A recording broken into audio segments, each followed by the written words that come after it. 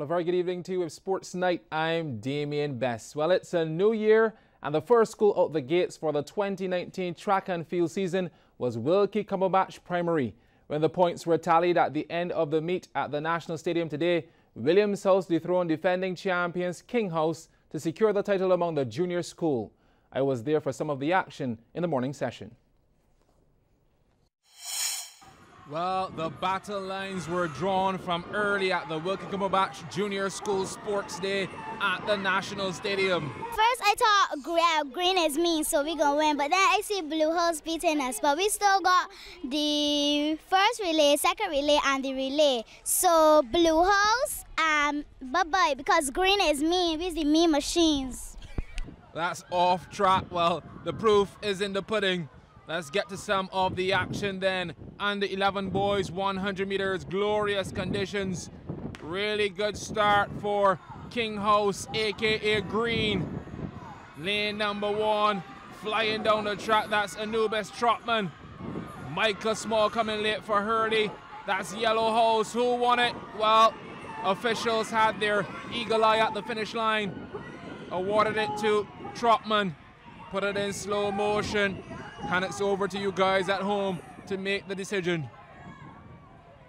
Under 9 girls, 80-meter dash, a full field. Lane 5 is locked in on the finish.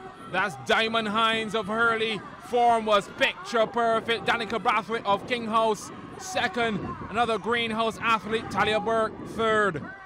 And the 80-meter boys showdown. Who wants it the most? Lanes 3 and 4 shoulder to shoulder momentarily until Azari Houston of Payne House turns on the afterburners to slam the field. Joshua Payne of Greenhouse, he's in home for second. Blue House third.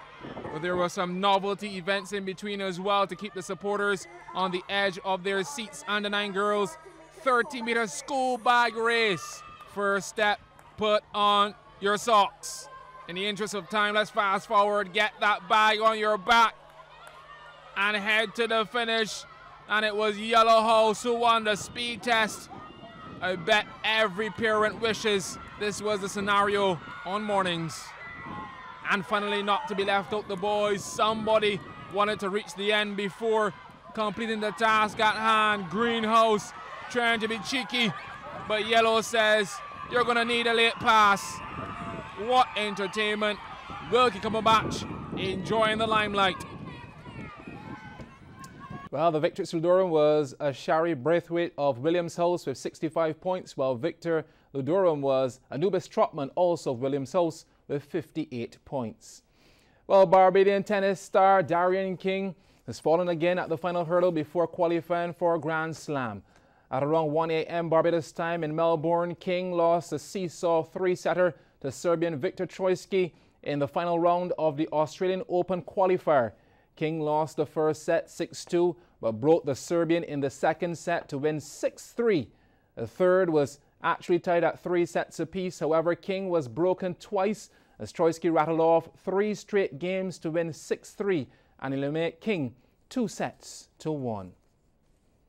With just about 2 weeks to go before the start of the England tour of the West Indies, tickets have gone on sale and the patrons are reportedly seizing every opportunity to get theirs early. For those purchasing tickets today, they had a special visitor to greet them. CBC's Amory Burke has more. Cricket fans are ensuring that they secure their tickets for the upcoming Test series against England, and it's quite evident by the long lines outside the ticket booth at Kensington Oval ahead of the January 23rd Test set for that same venue. There to greet them was a familiar face, West Indies Test skipper Jason Holder, who took time out for photo ops, to get advice from the cricket pundits and interact with fans, even those Barmy Army fans who will be in support of the opposing England side. From the business end of things, Holder is confident that the Windies have what it takes to win the series: consistency. And once this is mastered, England can assure a run for their money. Over the last 2 years now, we've had some really good times on the field. You know, we've had some really hard times on and off the field as well. And I just think it's a matter for us just to put it together a little bit more consistently.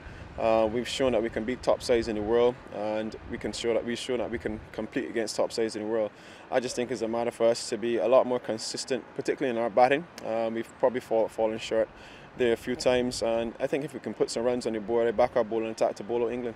And speaking of that bowling attack, with the likes of Shannon Gabriel and Kemar Roach in the mix, the pace should augur well in turning in winning performances. Yeah, I feel as though our bowling department hasn't been too bad at all. You know, I've seen a stat there in 2018. You know, we were probably arguably the best pace attack within world cricket.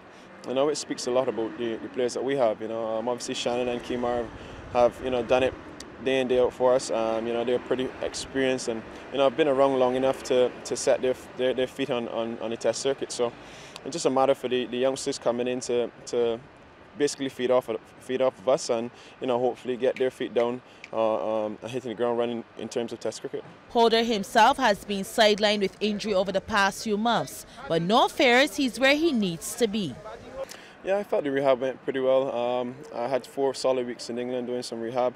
And I just got back into playing cricket. I played the last first-class game for Barbados, which I felt went pretty well.